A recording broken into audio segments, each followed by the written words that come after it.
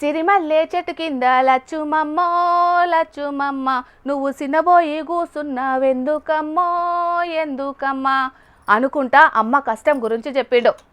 పొడుస్తున్న పొద్దు మీద నడుస్తున్న కాలమా పోరు తెలంగాణమా అనుకుంటా తెలంగాణ ఉద్యమం గురించి చెప్పిండు. మూగబోయిన గొంతులో రాగమెవరు తీసెదరో, జీరబోయిన గొంతులో జీవమెవరు పోసెదరో అని జీవించిన తర్వాత ఎవరు ఈ పాట అందుకుంటారో అని ప్రశ్నించిండు మన గద్దరన్న. అవు కానీ ఇప్పుడు గద్దరన్న పాటల గురించి ఎందుకు చెప్తున్నా బుజ్జి అని అంటారా? ఇగో గిందుకే.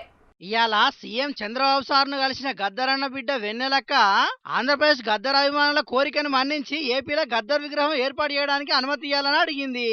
అట్లనే ఆంధ్ర యూనివర్సిటీలో ఆర్ట్స్ అండ్ కల్చరల్ డిపార్ట్మెంట్ కు గద్దరన్న పేరు పెట్టాలన్నదట. ఆంధ్ర యూనివర్సిటీ ప్రొఫెసర్లు కోరిరు కాబట్టి ఇలా సీఎం చంద్రబాబు సార్ను కలిసి వినతి పత్రం ఇచ్చిందట వెన్నెలక్క. తెలుగు సాంస్కృతిక రంగానికి ప్రజా ఉద్యమాలకు గద్దర్ చేసిన సేవలను గుర్తించి ఏపీ సర్కారు గౌరవించాలని గద్దరన్న అభిమానులు అంటున్నారు. పాటలతోని ఎన్నో ఉద్యమాలను ఉరికలెత్తించిన గద్దర్ గద్దరన్నకు రెండు తెలుగు రాష్ట్రాల్లో మస్తు మంది అభిమానులు ఉన్నారు.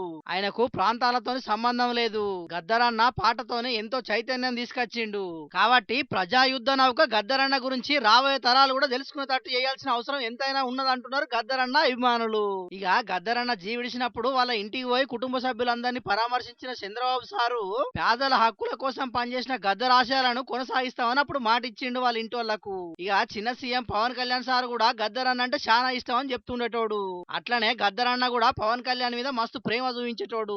ఇక అప్పుడు మాట ఇచ్చిన చంద్రబాబు ఇప్పుడు సీఎం అయ్యిండు, పవన్ కళ్యాణ్ చిన్న సీఎం అయ్యిండు. కాబట్టి ఇద్దరు కలిసి ఏపీల సుతం రాబోయే తరాలకు గద్దరన్న గురించి తెలిసేటట్టు చేస్తారో లేకుంటే చూసి చూడనట్టే ఇడిచిపెడతారో ఏం కథనో మరి చూడాలిగా.